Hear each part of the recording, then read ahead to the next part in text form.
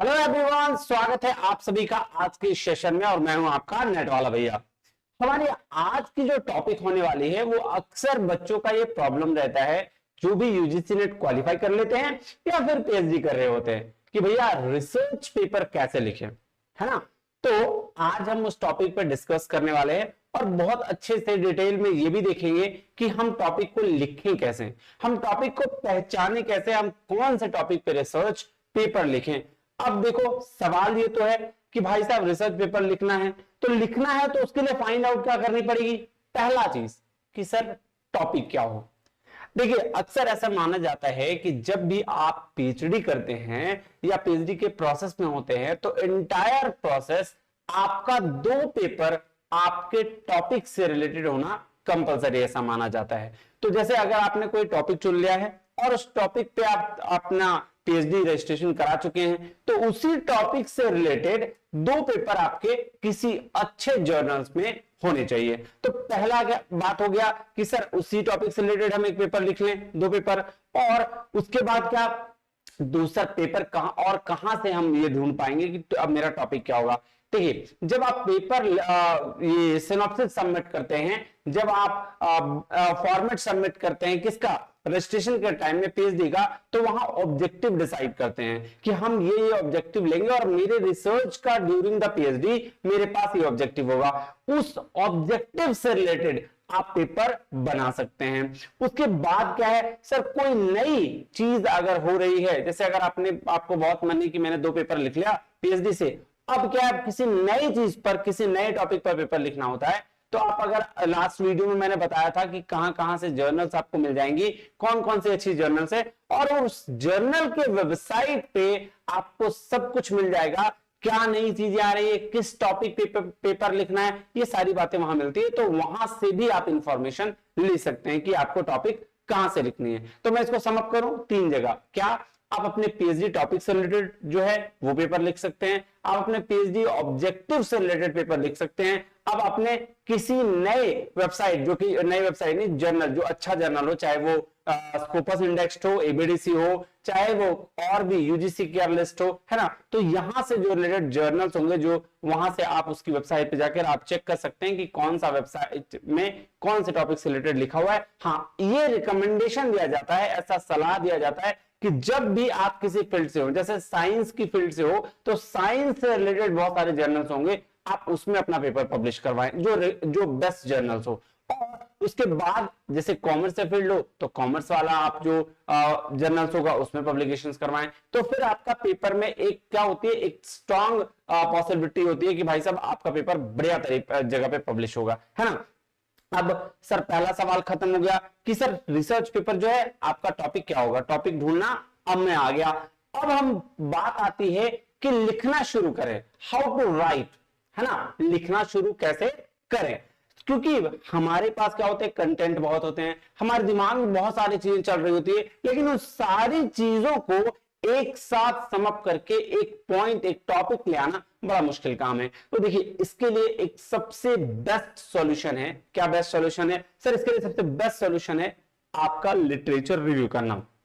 Literature review क्या होता है सर? लिटरेचर रिव्यू कहने का मतलब है आप जिस भी टॉपिक से रिलेटेड, आपको मान लेते हैं कोई एक टॉपिक आपने एग्रीकल्चर फाइनेंस का चुना, अब वो जो टॉपिक है उससे रिलेटेड आपको क्या करने पड़ेंगे, पेपर सर्च करने पड़ेंगे। सर पेपर कहां सर्च करें, ये बातें तो मुझे पता ही नहीं है ना। तो पेपर जो है वो आपको बहुत सारे ऐसे वेबसाइट हैं, जैसे गूगल स्कॉलर, जैसे रिसर्च गेट, जैसे एल्सेवियर्स, ऐसे बहुत सारे आपके वेबसाइट है जहां पे आपको गूगल पे टाइप करके लिख के आप पेपर क्या कर सकते हैं, डाउनलोड कर सकते हैं। अच्छे पेपर्स जो अच्छे जर्नल्स के हो, ठीक है। या फिर अगर आपको किसी जर्नल के बारे में पता है, जैसे मैंने बताया कि आपको अलग अलग जर्नल्स मिल जाएंगे यूजीसी केयर लिस्ट 1 और 2 में, तो उन जर्नल के वेबसाइट पे भी जाके भी आप क्या कर सकते हैं, पेपर डाउनलोड कर सकते हैं। तीसरा उपाय है कि डायरेक्टली आप लिखें research paper from this topic, ये लिखेंगे तो गूगल्स भी आपको पेपर दे देगा।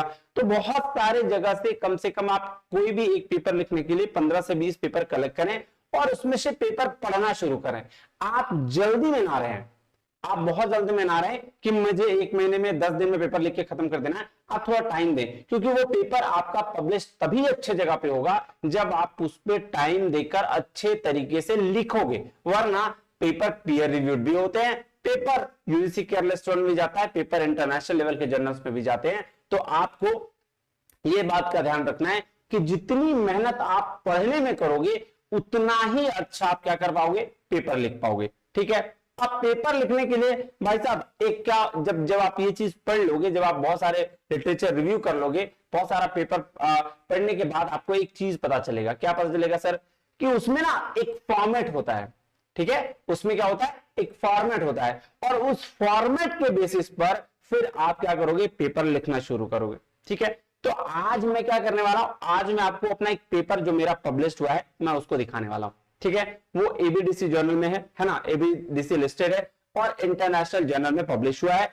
आप इस जो मैं पेपर दिखाने वाला हूं, इस पेपर को क्या करेंगे, इस पेपर को डाउनलोड भी कर सकते हैं, आप कहीं से भी डाउनलोड कर सकते हैं। क्या, गूगल में सिर्फ लिखिएगा अमित कुमार एंड डॉक्टर मृणाल गौरव, मेरे गाइड है वो, तो उनका हम दोनों ने मिलकर ये काम किया है। तो अब वो पेपर आपको कहीं भी किसी भी जगह पे गूगल पे लिखेगा, वहां पे तुरंत आपको पेपर मिल जाएगा। वो पेपर रिसर्च गेट में अवेलेबल है। वो पेपर जो है आपको यूरोपियन इकोनॉमिक लेटर्स, जो एक अच्छी क्या है रिसर्च जर्नल है, वहां पे भी अवेलेबल है। तो आप दोनों जगह से लिख सकते हैं। तो चलिए मैं आपको एक बार पहले बता देता हूं कि क्या पेपर कैसा होता है और किस तरीके से हम जो है पेपर को आगे देखते हैं। जब आप इसको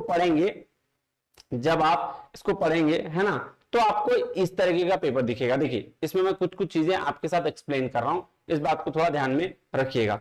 पेपर बेहतर है या नहीं है, उसके लिए सबसे ज्यादा इंपॉर्टेंट होता है बेस्ट पेपर के लिए ISSN नंबर। भैया ISSN नंबर होना जरूरी है, तभी आपका पेपर ऑथेंटिक माना जाएगा। पेपर कैसा भी हो, पीयर रिव्यूड हो, यूसी केयरलिस्ट 1 हो, केयरलिस्ट 2, ठीक है, ये याद रखिएगा। अब देखिए, मेरा जो पेपर है, सबसे पहले मैंने लिखा था कोल्ड स्टोरेज यूटिलाइजेशन पे झारखंड पे, ठीक है, एग्रीकल्चर फाइनेंस पे, मेरा यही टॉपिक है, इससे रिलेटेड टॉपिक है, तो मेरा एक पेपर ही हो गया। अब जो पेपर में सबसे पहला जो नाम होता है, ये देखिए, ये डिटेल्स होता है, ये मेरा नाम अमित कुमार है और ये डॉक्टर मृणाल गौरव मेरे गाइड है ना। अब सबसे पहला जो आपको चीज दिखेगा हर पेपर में, वो होता है एब्स्ट्रैक्ट। क्या होता है? एब्स्ट्रैक्ट। सर देखिए, एक बात बता देता हूं, एब्स्ट्रैक्ट जो होता है हर पेपर में 200 से 300 वर्ड्स का होता है। ठीक है, अब एब्स्ट्रैक्ट क्या होता है? एब्स्ट्रैक्ट का भी एक फॉर्मेट है। Abstract is all about the summary of your paper. तो जब आप पेपर लिख लेते हैं तो ऊपर में एक एब्स्ट्रैक्ट बनाते हैं। एब्स्ट्रैक्ट क्यों बनाते हैं, क्या पर्पस है?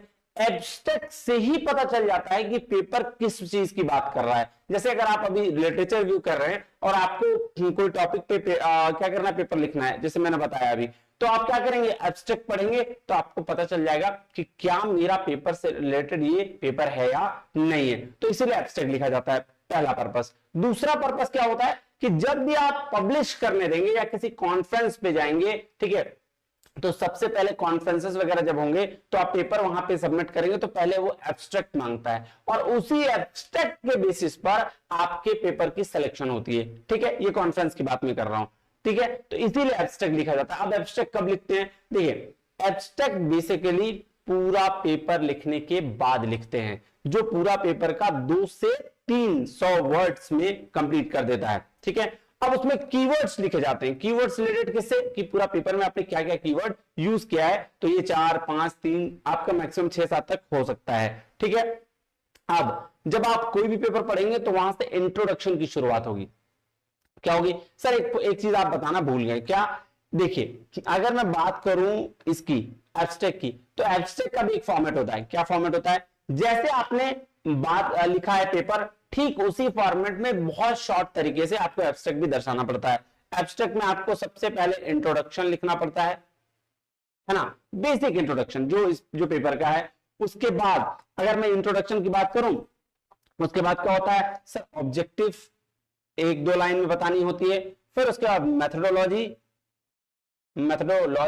है ना, मेथोडोलॉजी बतानी होती है और फिर कंक्लूजन्स बताना होता है, ताकि आपका एब्स्ट्रैक्ट पढ़ के ये अंदाजा लगा लिया जाए कि पेपर किससे रिलेटेड है और क्या कहना चाह रहा है। ठीक है, एब्स्ट्रैक्ट बहुत पावरफुल चीज है जो आपके पेपर को दर्शाता है। नेक्स्ट, अब आते हैं इंट्रोडक्शन पे। जैसे ही आप इंट्रोडक्शन लिखेंगे तो देखो, इंट्रोडक्शन लिखने का भी तरीका होता है। क्या तरीका होता है? लोग कहते हैं कि जितना अच्छा आप साइट करोगे, जितने अच्छे अच्छे आप पेपर्स पढ़ोगे, और अगर उनका आप रेफरेंस देते हो, उनको साइटेशन करते हो, तो पेपर वो भी मजबूत होता है। ठीक है, तो आप कोई भी ऐसा चीज, कोई भी ऐसा डेटा ले रहे हो, कहीं से ले रहे हो, तो उसका साइटेशन बहुत जरूरी है। Citation is good. साइटेशन बोलते हैं जब आप कहीं से डेटा लेते हो, कुछ कोई भी चीज को लेते हो, तो उसका नाम वहां पे देना, उसको साइटेशन कहा जाता है। सिंपल सी बात है। तो आप उसके बाद लिखते हो क्या? इंट्रोडक्शन। अब सबसे पहले पेपर में होता है इंट्रोडक्शन। इंट्रोडक्शन के बाद जो चीजें आती है वो होती है मेथोडोलॉजी। क्या होती है? मेथोडोलॉजी। तो आप ये क्या कहते हैं, मेथोडोलॉजी भी यूज करते हैं।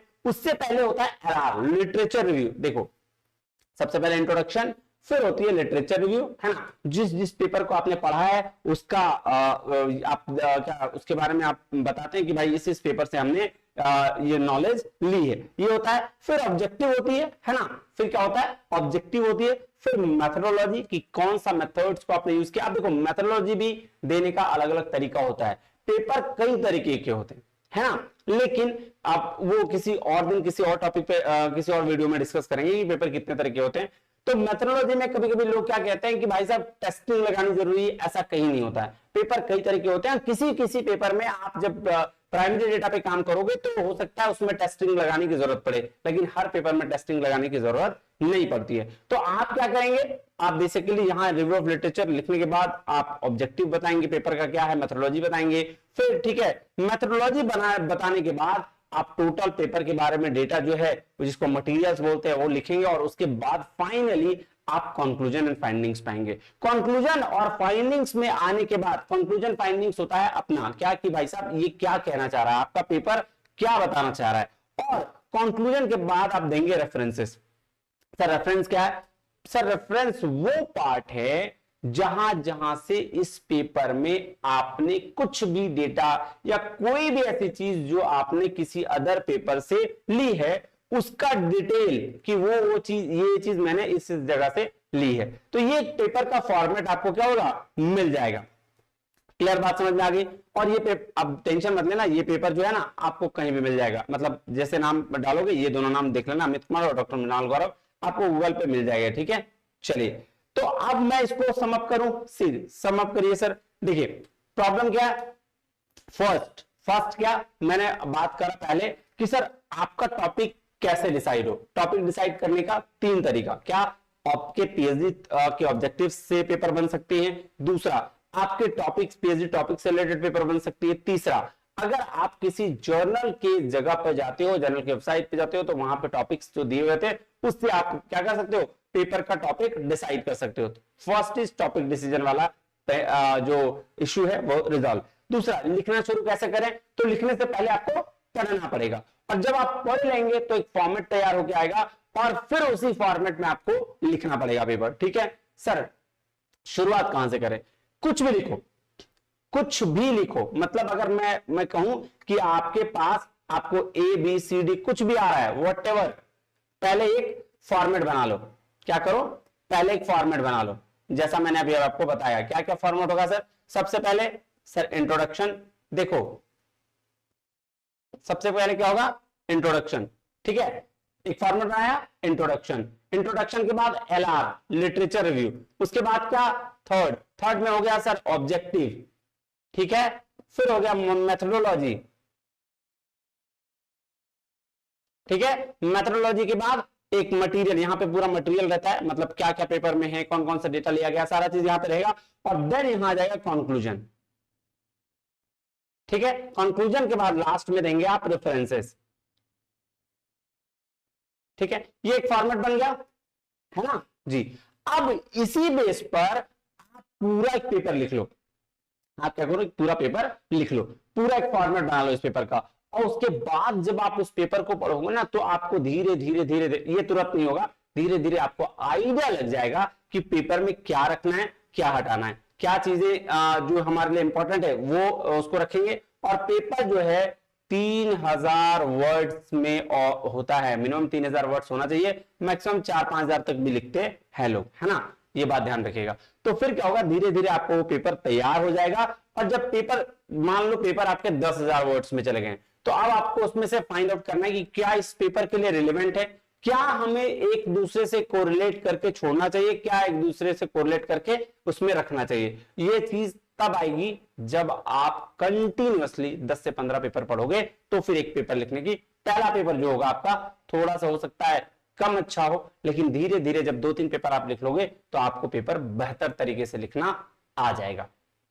क्लियर है बात जी। मुझे उम्मीद है कि आपको ये जो प्रोसेस है वो बिल्कुल समझ में आ गया होगा, है ना। तो आप अपने पेपर को, पहला पेपर को जरूर पब्लिश करिएगा, और किसी ने अगर पहला पेपर पब्लिश किया है तो कमेंट में जरूर बताइएगा कि आपका पहला पेपर कहां पब्लिश हुआ है, यूजीसी केयर 1 में, यूजीसी केयर 2 में, स्कोपस इंडेक्स्ड, और या फिर एबीडीसी में या पीयर रिव्यूड में। ठीक है जी, चलिए फिर मिलते हैं अगले वीडियो में, तब तक के लिए बहुत बहुत धन्यवाद। Thank you very much. जय हिंद।